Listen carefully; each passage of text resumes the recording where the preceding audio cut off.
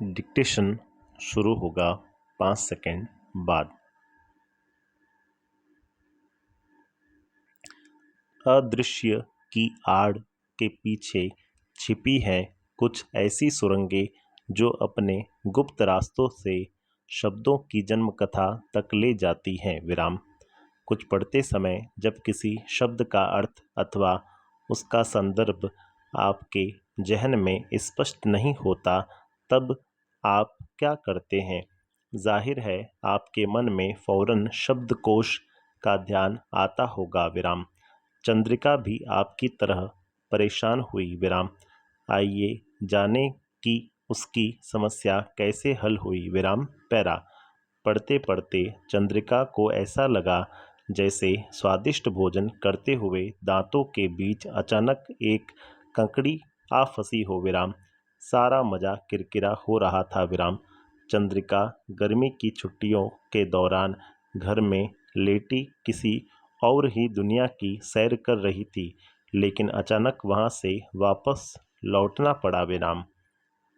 समस्या के समाधान के लिए वह लता दीदी के कमरे में भागी, लेकिन वह भी कहीं बाहर गई हुई थी। विराम। पैरा। चंद्रिका के लिए अब कोई चारा नहीं था। विराम। जिस उपन्यास के काल्पनिक जगत का वह आनंद ले रही थी, अब उसे आगे पढ़ने की इच्छा नहीं हो रही थी। विराम। उपन्यास पढ़ते पढ़ते खाने में कंकड़ी की तरह एक शब्द अचानक बीच में आकर उसके आनंद में खलल डाल रहा था। विराम। शब्द का अर्थ चंद्रिका को पता नहीं था। विराम। बगैर अर्थ जाने वह आगे बढ़ना नहीं चाहती थी, मानो कोई ब्रेक लग गया हो। विराम। शब्द था विदग्ध। विराम। यह शब्द उसका मुंह चिढ़ा रहा था और यह पराजय भाव चंद्रिका को स्वीकार्य नहीं था। विराम। पैरा। लेटे लेटे वह इसी शब्द के बारे में सोचने लगी। विराम। सोचते सोचते उसे ऐसा लगा जैसे सामने खिड़की से कोई छाया सी अंदर आई और उसके सामने खड़ी हो गई। विराम। पैरा। अरे यह तो कोई परी है। विराम। चंद्रिका उसे देखकर चौंकी। विराम। थोड़ी घबराई भी। विराम। मगर तुरंत ही उसने स्वयं को संभाल लिया। विराम। साहस बटोरकर उसने परी से पूछा, तुम कौन हो और यहाँ किस लिए आई हो? विराम। मैं चंद्रिका हूँ। विराम। शब्द लोक से आई हूँ। विराम। मगर चंद्रिका तो मेरा नाम है। हाँ, मैंने ही तुम्हें अपना नाम उधार दिया है। विराम। घबराना मत। विराम। मैं इस बात की कोई फीस या किराया नहीं लेती। शब्द परी चंद्रिका हंसते हुई परिहास के स्वर में बोली। विराम। और हाँ, मैं तुम्हारी समस्या भी सुलझा सकती हूँ। विराम। विदग्ध भी मेरे लोक में ही रहता है। विराम। बहुत अच्छा लड़का है। विराम। मैं उससे तुम्हारी दोस्ती करा दूंगी। विराम। इसके बाद वह तुम्हें कभी परेशान नहीं करेगा। विराम। चंद्रिका ने शब्द परी से कहा, मगर तुम्हारे लोक के जो दूसरे निवासी हैं, वे तो मुझे परेशान करते रहेंगे। विराम। शब्द परी बोली, मैं तुम्हें अपने लोक के सारे रहस्य समझा दूंगी। विराम। फिर तुम्हें कोई कठिनाई नहीं होगी। विराम। मेरे लोक के समस्त निवासी तुम्हारे मित्र बन जाएंगे। विराम। चलो, मैं तुम्हें अपने लोक में ले चलती हूँ। विराम। मगर मैं चलूंगी कैसे? मेरे पास तो तुम्हारी तरह पंख है नहीं। चंद्रिका ने थोड़ा आश्चर्य प्रकट करते हुए कहा। चिंता मत करो। विराम। मैं तुम्हारे लिए फूलों का रथ लेकर आई हूँ। विराम। चलो चलते हैं। विराम। चंद्रिका अपनी हमनाम शब्द परी के साथ फूलों के रथ पर कुछ समय तक उड़ती रही। विराम। अब फूलों का रथ एक विशाल नगर के ऊपर था। विराम। चंद्रिका ने रथ से नीचे देखा। विराम। नगर की विशेषता यह थी कि इसमें एक अत्यंत प्रशस्त राजमार्ग था और सारे भवन इस राजमार्ग के एक ही तरफ पंक्तिबद्ध रूप में निर्मित थे। विराम। राजमार्ग के दूसरी तरफ कुछ भी नहीं था। विराम। पैरा।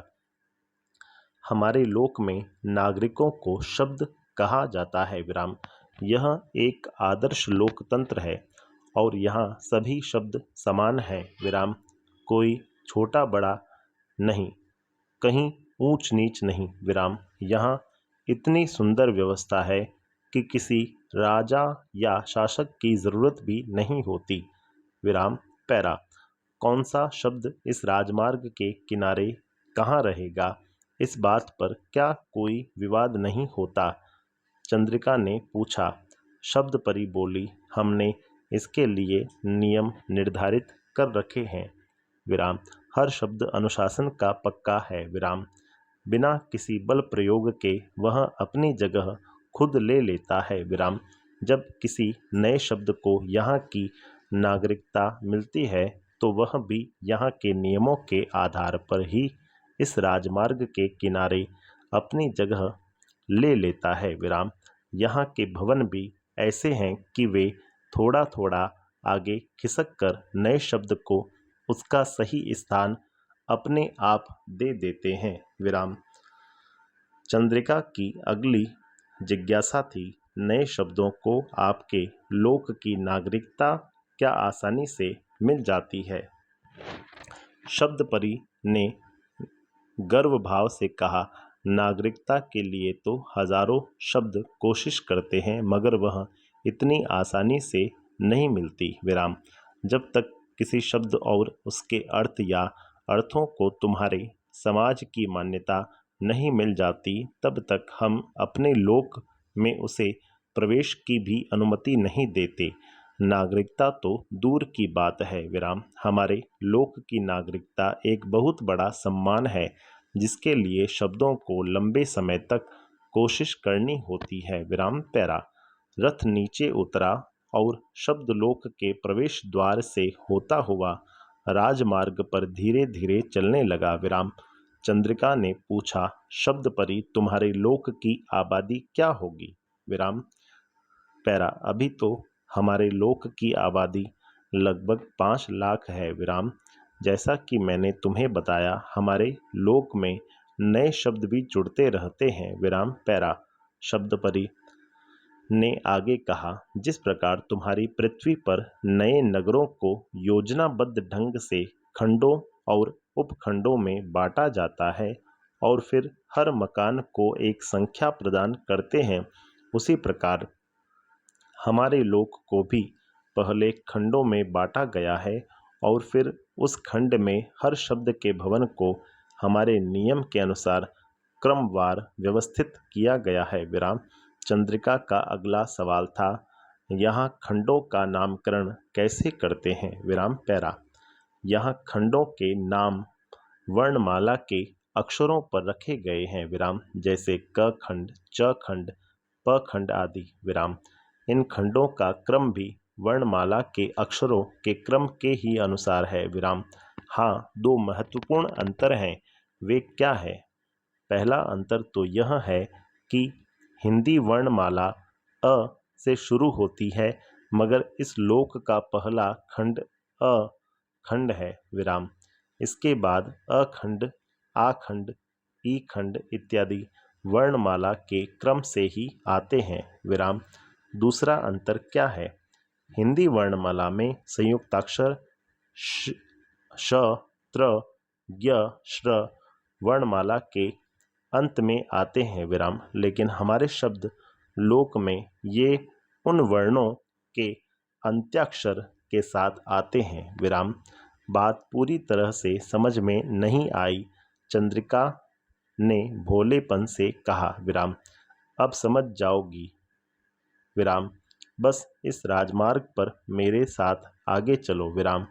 फलों का रथ अब राजमार्ग पर चलने लगा विराम। एक और प्रकृति का अक्षत सौंदर्य था और दूसरी ओर शब्दों के भवन थे विराम। पहला खंड अंग खंड था विराम, फिर अ खंड, आ खंड, ई खंड, ई खंड आदि एक एक कर आने लगे विराम। पैरा। स्वर वर्णों से नामित आखिरी खंड औ खंड था विराम, फिर व्यंजन वर्ण से नामित पहला खंड क खंड आ गया। विराम। पैरा। शब्द परी बोली, अब व्यंजन वर्णों से नामित खंड शुरू हो रहे हैं। विराम। इन खंडों की एक खास बात यह है कि ये उपखंडों में विभाजित हैं। विराम। खंड के भीतर के उपखंडों को व्यंजन पर लगी मात्रा द्वारा नामित किया जाता है। विराम। पैरा। चंद्रिका फिर बोल पड़ी, बात पूरी तरह समझ में नहीं आई। विराम। शब्द परी ने समझाया, हमें व्यंजनों में आवश्यकता अनुसार मात्राएं भी लगानी होती हैं। विराम। इस बात को ध्यान में रखते हुए हमें व्यंजन नामित खंडों को मात्राओं के आधार पर उपखंडों में बांटना होता है। विराम। अब क खंड की ही बात लो। विराम। हम इसके सामने से अभी गुजर रहे हैं। विराम। देखो, पहला उपखंड क है। विराम। इस उपखंड के क से शुरू होने वाले शब्दों के भवन हैं। विराम। पहले क, फिर क उपखंड का उपखंड इत्यादि एक एक कर आते जाएंगे। संपूर्ण विराम।